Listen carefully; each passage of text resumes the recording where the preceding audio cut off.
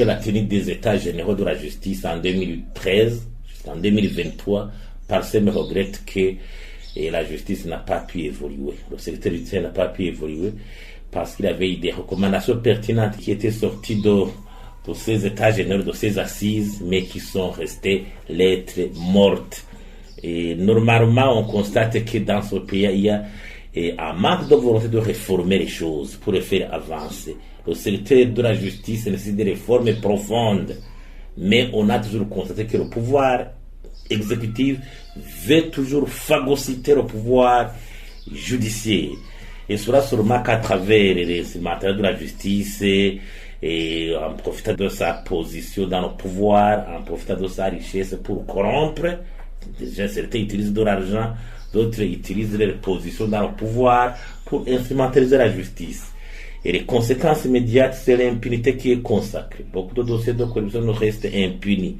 Les arrestations arbitraires qu'il faut remplir les prisons de façon en si nombre, les procès qui ne sont pas exécutés, les jugements qui ne sont pas exécutés, les magistrats qui se méconduisent, qui violent la loi, en posant à des jugements judiciaires, le manque de protection des investisseurs, protection des droits de l'homme, tout reste problématique. Alors que à cette époque, il y avait des grandes recommandations, des grandes orientations pour que le secteur judiciaire soit réformé. Il s'agissait de reconnaître d'abord le pouvoir judiciaire comme troisième pouvoir, à partir du statut de la Cour suprême, au niveau de ses moyens, de sa force, de sa capacité.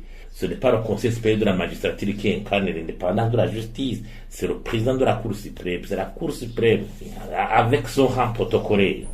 Il fallait aussi une gestion professionnelle de la carrière des magistrats. Les promotions qui sont accordées de façon politique pour influencer les magistrats. Il fallait une gestion professionnelle de la carrière des magistrats avec un traitement meilleur par rapport à leurs fonctions. Troisièmement, c'était une inspection de la justice. En accordant l'indépendance aux magistrats, il fallait une inspection de la justice forte pour sévir contre les magistrats véreux qui se méconduisent. Cette instance d'inspection de la justice doit avoir à son sein des magistrats bien expérimentés pour bien faire des études d'inspection par rapport au jugement rendu. Il fallait aussi l'accès à la justice, renforcer l'accès à la justice, les tribunaux, la logistique des tribunaux, pour que l'accessibilité à la justice aux petits citoyens soit effective, soit une réalité.